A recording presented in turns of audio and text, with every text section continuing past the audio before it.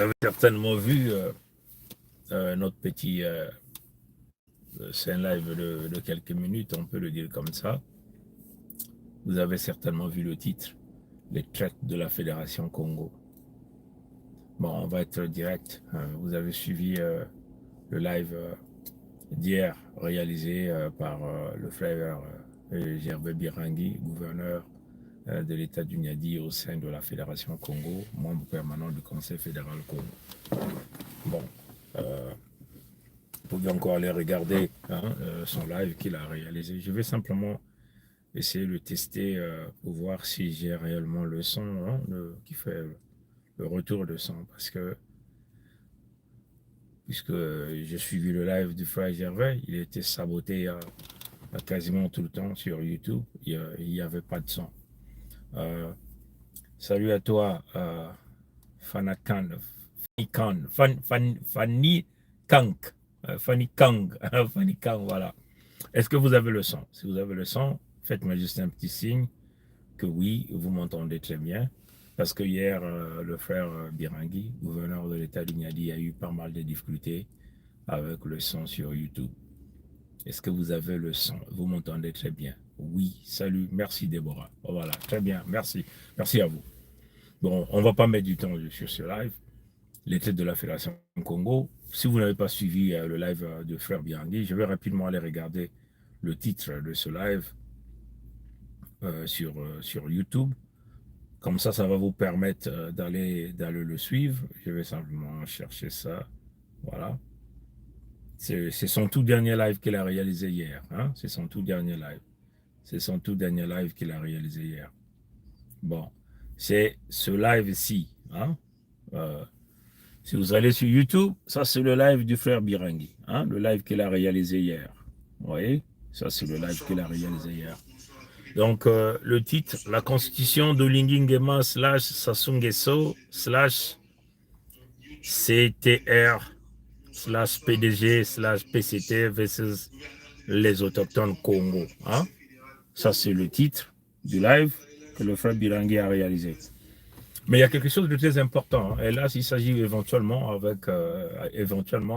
ce qui se passe avec des jeunes Gabonais. Des jeunes Gabonais qui ont accepté qu'on puisse leur voler la révolution par un système mafieux, éventuellement mis en place par Mwepso Mathurin Albert, alias Sassou Nguesso Denis, et les faux militaires qui ont été infiltrés, qui travaillent éventuellement pour le compte de l'écoderme de Pompidou, donc des Français.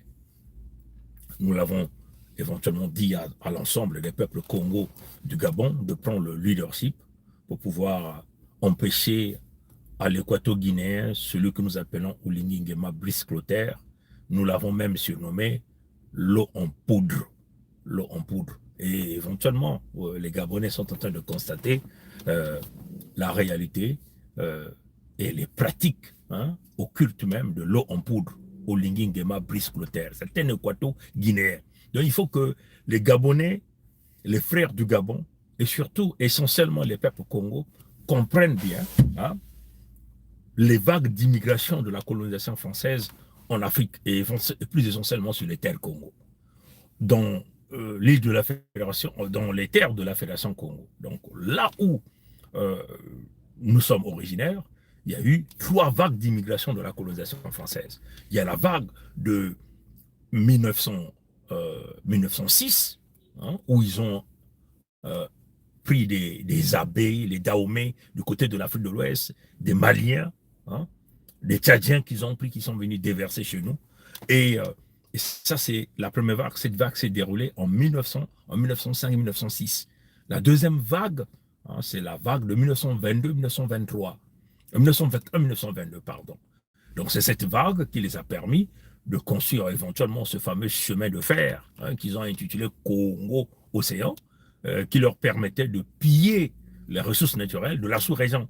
Donc, on pouvait piller par le Cameroun, on pouvait piller par le Tchad, puisque vous savez que le Tchad, éventuellement, c'est comme un pays enclavé, comme un pays enclavé. Donc, on pouvait piller les ressources naturelles depuis le nord de là-bas, de l'Afrique, et ça pouvait descendre jusqu'en empruntant la voie Lubangui-Chari, fleuve Congo, et ça arrivait donc en Fomavula, hein, là où ils ont changé une fois Mavoula à devenir la capitale de la France libre, vous comprenez? Et après utiliser ce fameux chemin de fer pour faire écouler toute la marchandise pillée par Ndjindi, donc Luango, hein, Luango, qui représente le dernier bastion, le dernier refuge, on peut le dire comme ça, des peuples authentiques autochtones au Congo. Hein, et après acheminer toutes les marchandises, tout ce qu'ils ont pillé au niveau de l'Afrique par les eaux profondes de l'océan Atlantique, et ça arrivait donc en Europe, ça arrivait donc en Amérique, ça arrivait donc partout. Comprenez?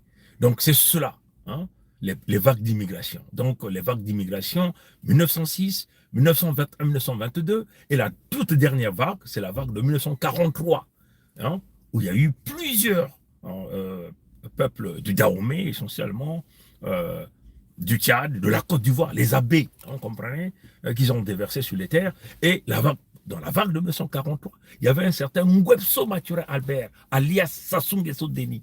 Il est arrivé chez nous, il avait autour de son âge, hein, il flottait autour de 8 ans, 9 ans, hein, 7 ans, 8 ans, 9 ans, 6 ans, 7 ans, 8 ans, 9 ans. Hein, ils sont allés le cacher là où ils avaient placé tous les peuples importés. Et donc, dans cette structure hein, de la colonisation réalisée par les lécodermes français, qui ne sont que des faux juifs, parce qu'il faut dire que ce sont les faux juifs qui ont mis en place ce mécanisme d'extorsion, de la colonisation, du pillage et du vol, des crimes, et qu'ils continuent de faire jusqu'aujourd'hui. Tous ceux de De Gaulle, comprenez, de De Gaulle à Macron Emmanuel, tous sont des descendants faux juifs. Et c'est ce que nous sommes en train de dire aux Français de souche, aux Français de souche. On vous a volé la France aux Français de souche. Nous le répétons, nous le réitérons. De De Gaulle à Macron, Emmanuel, Jean-Michel Frédéric, tous sont des descendants, des faux juifs. Ils n'ont pas de village hein, en France. Ils n'ont pas de village. Comprenez? Ils ont falsifié à Mitterrand un village. Il y a un certain moment, le papa de Hollande était sorti. Hein, vous vous souvenez? Le papa de Hollande ne reconnaissait pas les pratiques de son fils. Comprenez? Et voilà pourquoi tous ces gens-là sont dans les loges diabolico-sataniques maçonniques. Et voilà pourquoi Macron, hein, même Hollande vous a dit qu'à un certain moment, qu'il fallait aller chez les francs-maçons. Mais la franc-maçonnerie appartient à qui? Aux faux juifs pour contrôler, entre guillemets, ce qu'ils ont appelé les élites, alors que c'est les bandes, les plus grands criminels qui existent dans l'extorsion, le pillage, et imposer au peuple authentique autochtone les leaders qui ne sont pas des leaders en réalité, qui travaillent à leur service. Et c'est ce que nous sommes en train de combattre. Nous tuerons tous ces gens-là sous les terres Congo. Voilà notre position. On ne tergiverse pas, on est clair dans nos propos, nous allons abattre ces gens, nous allons exécuter ces gens sur nos terres, tous ceux qui nous apportent des pratiques imposées, des pratiques revenant d'ailleurs. Hein, les cultes de la sodomie, de la franc-maçonnerie, ce ne sont pas nos valeurs à nous. Parce que le combat aujourd'hui, c'est le combat contre la franc-maçonnerie, c'est le combat contre toutes ces loges-là qu'on nous a importées, qui apportent, qui détruisent éventuellement des familles. Vous comprenez? Donc il faut bien comprendre ces vagues d'immigration. Ngwebso Mathurin Albert, un agent Dahomey, ivoirien, que vous avez vu en 2003, il venait de faire la réintégration de sa citoyenneté en Côte d'Ivoire. Reçu par le clan Akan, il devenait chef de canton. Vous connaissez bien les traditions africaines. Si vous n'êtes pas originaire de cette terre, on ne peut jamais vous élever au rang de chef de canton. Donc, vous devenez chef coutumier. Vous devenez donc propriétaire des terres. Vous avez donc des sujets à diriger. C'est du jamais vu. Et tout ça, c'est le grand complot de l'Afrique de l'Ouest contre les peuples authentiques autochtones Congo, parce que le problème des Congo aujourd'hui, ce sont les Ivoiriens. Il faut le dire d'une manière claire. Parce que le clan Akan, qu'on retrouverait en Côte d'Ivoire, qu'on retrouverait au Bénin, qu'on retrouverait au Nigeria, qu'on retrouverait au Ghana, sont bien informés que Ngwebso Mathurin Albert, alias Sassou Nguesso Deni, et leurs enfants et leurs fils, comprenez, de père ivoirien, de mère béninoise. Mais ils ont laissé ce type prendre les commandes du pouvoir, ils l'ont supporté, ils ont assisté militairement pour exterminer les peuples authentiques autochtones Congo. Si vous avez récemment suivi ce procès en Guinée, hein, ce procès en Guinée, où vous avez comment les dadis ont été jugés, et tous ces militaires, vous avez suivi les pivis, hein, comme on dit pivis, celui qu'on appelle les grands co, hein, et l'autre, celui qui nous faisait beaucoup rire, comprenez, qui était un peu comme l'homme qui était contre Dadis Camara, comprenez ça. Au cours de ce procès, si vous avez bien suivi ce procès, ces militaires sont venus jusque chez nous faire des missions. Mais quelles sont ces missions que les militaires guinéens sont venus faire sur les terres Congo au compte de Sassou Nguesso Deni? C'est éventuellement les opérations Mouébara, l'extermination des peuples authentiques autochtones au Congo. Donc, vous comprenez, donc, le complot est généralisé. Donc, plusieurs militaires, dans des régimes au niveau de l'Afrique de l'Ouest, sont venus pour assister Nguesso à continuer à exterminer les peuples Congo. Et c'est là où la Fédération Congo s'est levée avec force, avec détermination pour mettre terme à tout ça. Et pour nous, c'est sans état d'âme.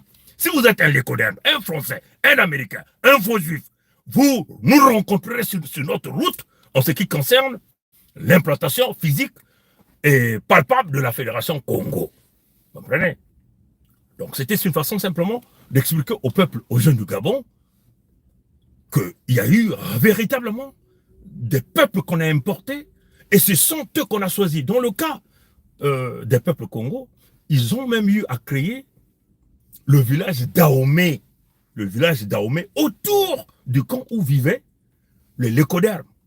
Donc la case de Gaulle, éventuellement, qu'ils ont placé là sur les terres Congo, en forme à vous l'attendre là où vous appelez Brazzaville. Mais qui vivait au niveau du village d'Ahomey? Ce sont tous ces peuples venant d'ailleurs que nous appelons les Kaunga.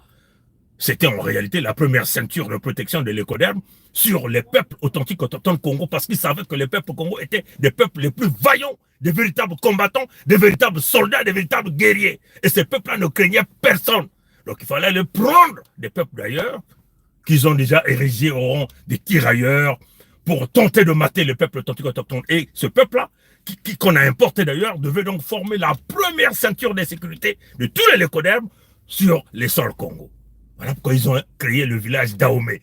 Et à partir de ce village d'Ahomey, qu'ils ont donc infiltré nos familles respectives dans nos langues. Et ils ont placé des enfants adoptifs et qui ont appris nos langues, qui parlent nos langues, qui parlent Bembe, qui peut dire Lelaka, Yewa Kuma, Betse, Betsa, Beta Kuma. Vous comprenez? Donc, c'est des gens qui maîtrisent nos langues et nous avons l'impression que ce sont les nôtres. Vous comprenez? Des gens comme des Munari, des gens comme les Nsati Mabiala, ce ne sont pas les nôtres. Vous comprenez? Mais tellement qu'ils sont infiltrés, ils se sont infiltrés chez nous, nous croyons que c'est les nôtres. Et c'est ça qui nous a pris dans ce guet-apens, éventuellement de vivre ensemble avec des peuples venant d'ailleurs qui ont un cahier de charge, une mission bien déterminée pour nous exterminer, pour nous piller et pour protéger leur agent que nous appelons Nguesso Mathieu Albert. C'est le même cas pour les peuples du Gabon. Vous le savez, Bongo Albert n'était pas de chez vous, il n'est pas gabonais. Bongo Albert est de Bambama. Bambama, c'est dans la Fédération Congo, c'est dans l'état de l'Alekoumou. Vous le savez très bien. Olingi Nguema Brice Clotaire était un équateur-guinéen. Voilà pourquoi les Français l'ont mis président du Gabon par un coup d'État qu'on a volé votre révolution. Et depuis qu'on a volé la révolution, il y a le silence généralisé. Tout ce qui se disait des leaders d'opinion n'était que de corrompus. Et aujourd'hui, le frère Birangui venait de sortir la communication de Moulenda, qui est entre guillemets un activiste gabonais, que moi je croyais que réellement il était dans le combat. Mais c'était un vendu en réalité. Parce que du moment où Moulenda sait que Sassou Nguesso Deni a exterminé les Congos de la Fédération Congo, qui ont des familles au Gabon, donc des Gabonais, mais il continue d'appeler cet individu président. Et il venait donc de passer aux aveux dans son tout dernier live, où il disait, mais il faisait partie de la famille des Bongo. Comprenez? Il faisait partie de la famille des Bongo. Et cette famille a des ramifications avec Nguesso Mathurin Albert. Parce qu'il a dit qu'il faut que je vous dise la vérité. Que bon, voilà, le coup d'État s'est déterminé à Brazzaville, à Oyo particulièrement, chez Nguesso Mathurin Albert, alias Sassou Nguesso Deni. C'est lui-même Moulenda qui le dit, qu'il faut que je vous dise la vérité. Donc, en réalité, ils savent la vérité, mais ils n'ont jamais dit au peuple gabonais. C'est très important. Là, maintenant, et voilà pourquoi des gens comme les Moulenda, sachant que la Fédération Congo est là pour ramener le peuple authentique autochtone dans la véritable libération, n'osent jamais parler de la Fédération Congo. Mais ce sont des instructions, on comprend. Mais malheureusement pour eux, nous-mêmes, nous avons la bouche pour parler. Nous avons les yeux, nous avons le courage pour expliquer au peuple réel du Gabon, les authentiques autochtones du Gabon, que vous devez vous mettre au même pas, au même diapason que la Fédération Congo, afin de mettre terme à ce grand complot. Olingi Nguema est sur les pas, on vous a dit, c'était une passerelle. Olingi Nguema est dans un deal avec Nguesso Mathurin Albert alias Sassou Nguesso Denis pour ramener les Mossi, les nordistes au Congo de Gabon, par le biais du haute guillemets, le petit-fils que vous appelez vous-même chez vous le petit-fils, Denis Omar Bongo, que nous tuerons ce gars-là, ce petit-là, nous allons le découper parce que ça fait partie de la progéniture du serpent. Les enfants de Sassou, ses petits-fils et tous ses descendants, nous savons qu'ils ne sont pas de chez nous. Ils ont participé au crime, à l'extermination de notre peuple. Nous ne laisserons aucun de ces gens-là en vie. Voilà la machine. Et donc, aux Gabonais de comprendre que Olingi Nguema Brice Clotaire ne jouait que ce rôle de passerelle afin de préparer l'arrivée au pouvoir de ce fameux Denis Omar. Parce que c'est ça le plan de Sassou. C'est ça le plan de l'écodème de Pompidou. Et on vous a embrayé dans un coup d'État. Les activistes se sont engagés. Certains ont joué un petit rôle, connaissant la vérité. Les Moulenda ont connu la vérité. Que le coup d'État a été préparé par Sassou, par Nguesso Mathurin Albert, par les Français. Mais ils ne l'ont jamais dit. Pourquoi ils ne l'ont jamais dit? Parce qu'ils ont encore des acquaintances avec les Bongos. Et les Bongos, c'est les Sassou. C'est le tabac de la même pipe. C'est des peuples importés d'ailleurs qui représentent le mal des peuples authentiques, autochtones Congo.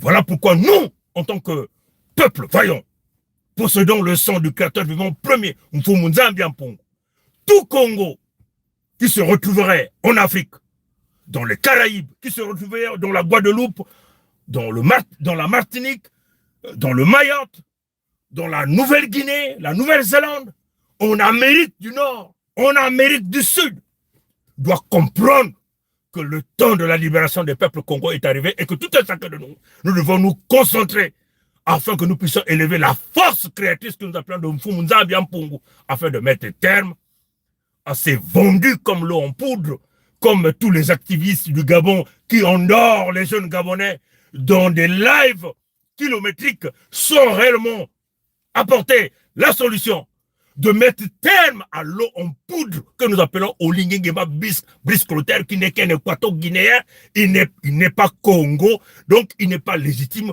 pour être leader sur les terres de les terres Congo. À bon entendeur, salut. Mon Congo que kilemba nzao, mon Congo que le kokoko konditadi, kokoko konditadi, kokoko konditadi. Matono nangule ya mote tatanzami kubiekwa, banko koba biekwa.